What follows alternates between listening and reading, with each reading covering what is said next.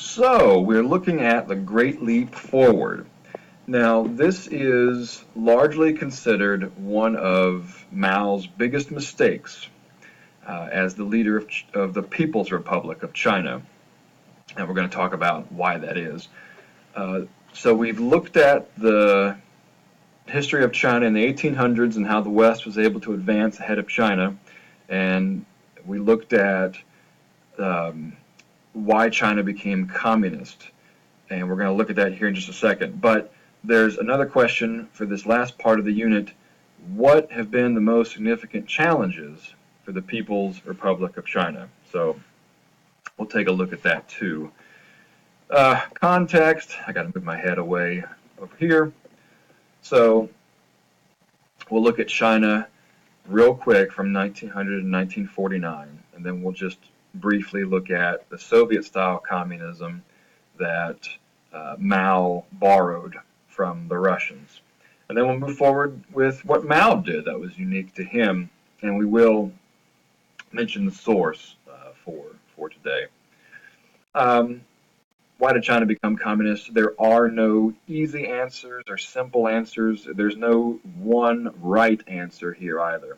We looked at a lot of events from 1900 to 1949 that played some role in China becoming communist. I can give you my point of view, but I want you to think about what you think was most significant from that period of 1900 to 1949 when the Qing dynasty was failing, when Sun Yat-sen instituted a nationalist revolution to overthrow it, when the warlord government was in control of China and didn't really stand up for Chinese interests at World War I during the Paris Peace Conference, leading to the May 4th movement. Chen Duxiu, who was writing about communist principles even before the Paris Peace Conference and gave birth, helped to found the Communist Party in China. The rise of Mao Zedong, the United Front between the nationalists and the communists that defeated the warlords, and then Chinese Civil War at different times. There was civil war between the nationalists and the communists. There was a long march, and then finally the communists prevail. In 1949, October the 1st, Mao declares the creation of the People's Republic of China. And so all these events play some role in China becoming communist, and I want you to think about that as we move forward here, because now we're looking at the People's Republic of China, and that is the China that we know of today. So remember that Mao had a kind of an uneasy relationship with Stalin. Stalin was the top dog, the figurehead of communism around the world. And so here is a picture of Mao at Stalin's birthday when Stalin turned 70. This was in December of 1949, very soon after the creation of the PRC, the People's Republic of China. And so Mao does borrow some of Stalin's plans to industrialize China. One of those is land reform. This is a propaganda poster. It says, "The life of the peasants is good after land reform." One of the things that the communists did in China, they took land away from the wealthier landlords and they redistributed that land to the peasants. This was very popular among the peasants. They liked this a lot. Um, but this was one step toward collectivization. Collectivization simply means that the government is going to start gathering up big plots of land and have control over it. So they've already taken land away from the wealthier landlords, and they're redistributing it among the peasants, and the peasants like that. So land reform was one thing that Mao borrowed from Stalin and the Soviet Union. Another one was the commune, and you can see here the commune canteen is powerful, the dishes are deliciously made, you eat like you wish, production ambitions are rising. So here's the thing about communes. I'll go through this real quick. A commune is simply a community, and in a rural area, this is where peasants would come and have meals. These were compulsory. They were required. You had to come to the commune to get your meal. Before, Chinese peasants would have meal times at home with aunts and uncles and grandparents. But now, during this Great Leap Forward, this is before the Great Leap Forward, but during this period where Mao is establishing order, he's borrowing from the Soviets. During this period here in the early 1950s, mid 1950s, he is creating these communes, and one of the side effects of the commune is that it breaks down the family in China. It's causing a breakdown in the family because families aren't spending time together, sharing meals. So, two things that Mao really borrowed from the Soviets was land reform and then communes. Maybe he would have borrowed more, I don't know, but then Stalin died. So in March 1953, Stalin died, and uh, remember that Stalin had been the leader of the Communist Party International. Well, he died, and Mao thought he would become the leader of the Communist Party around the world, but he didn't. He did not become the leader. And you actually can see, here's an image after Stalin, several years after Stalin died, but you can see Stalin's replacement. This is Stalin's replacement right here. It's Nikita Khrushchev. You don't have to know who that is, but Khrushchev becomes his replacement, and he becomes the leader of communism around the world. There's Mao. Here's Ho Chi Minh, actually, from Vietnam, or become Vietnam. So, anyway, um, this is going to cause the birth of Maoism, this idea that um, there's been this evolution in communism from Karl Marx. Right here's Karl Marx on the far left. Next to Marx is Friedrich Engels, and then Lenin, Stalin, and Mao. So you start to see these images in China that this is the natural evolution of communism. Marx and Engels initiated it. Lenin and Stalin worked on it, but now Mao is going to perfect this doctrine of communism. So Mao becomes determined to break away from the Soviet Union, and one of his biggest breaks away is the Great Leap Forward. The Great Leap Forward is Mao deciding to do things a different way than the way the Soviet Union did. And we had an important document related to this that I wanted you to look at. And it's a grisly document because it talks about cannibalism. But, think about what kind of document is this? And what information stands out to you the most? What do you think is the most significant information? What does this tell you about the Great Leap Forward? And if you had been a peasant living in China during the Great Leap, how would you have reacted to everything that was happening? So look at that document and really think about um, what the Great Leap Forward did. Just real briefly, the textbook talks about this, and some of the other resources on Canvas talk about this. But Maoism and the Great Leap Forward, it just didn't work.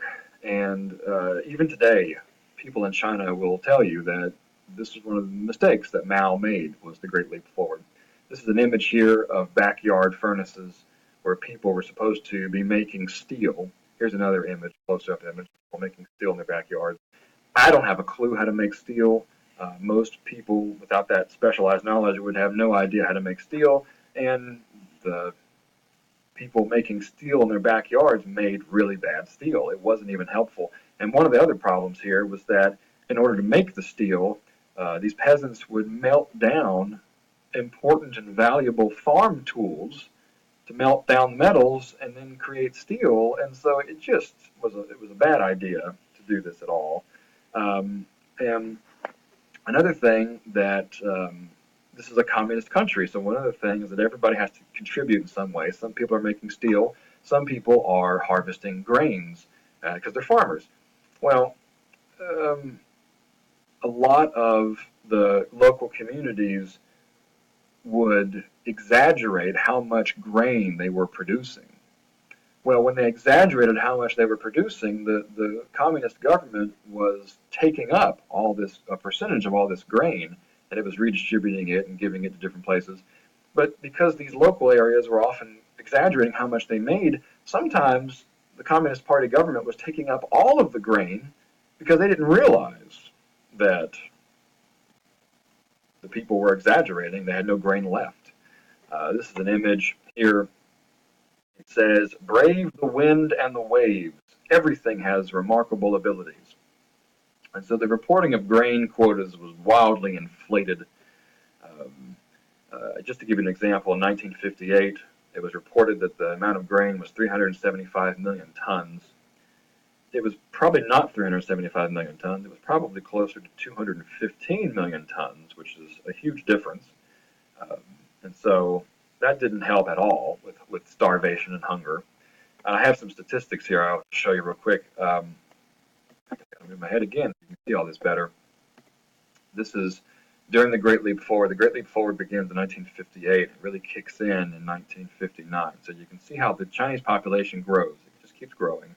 But then once the Great Leap Forward really hits and people start starving, population diminishes dramatically over the next couple of years. And once the Great Leap Forward is over, it starts to rebound. It goes back up. But look at this period of just 2 years, from 59 to 61. The country lost 20 million people. I mean, just a huge number of people died during this Great Leap Forward. You can see how the birth rate, beginning around 58, birth rate begins to go down and doesn't rebound until the Great Leap Forward is over, and it begins to go back up. So another one more, the death rate related to number of calories people were taking in each day. This is not a surprise. The death rate increased dramatically in 59 right here, because at the same time the number of calories people were consuming each day diminished rapidly. And so you can see this obvious correlation between caloric intake and the death rate. Another part of the Great Leap Forward that failed miserably and was a huge disaster was destroying the four pests. Mao believed that if Chinese people worked together, they could eliminate all the mosquitoes, the flies, the rats, and the sparrows, because these were harmful to, they were either unhygienic, they were harmful to human beings, or they ate human food that humans couldn't eat, so they had to be gotten rid of. Here's another image of a young boy and girl. The boy has a slingshot and he's killing sparrows, and the girl has sparrows in her hand here. This was disastrous. Killing off the sparrows just messed up the ecosystem, and that led to more insects, especially locusts. So the sparrows eat locusts, and without the sparrows, locust population increased, and locusts eat off of crops. It's a horrible disaster. Students will often ask me, what did the West think about what was happening during this Great Leap Forward? What did the U.S. think? Um, uh, the United States and the West in general, I mean, I'll talk about the United States specifically, either did not know what was happening or they just did not care. Remember, here's this image of Mao creating the People's Republic of China in 49. The United States did not recognize the People's Republic of China as the legitimate government in China. So you can see mainland China is right here. This is PRC, headquartered in Beijing. But the Republic of China is next door in Taiwan, and that is the official government that the United States recognized at this time.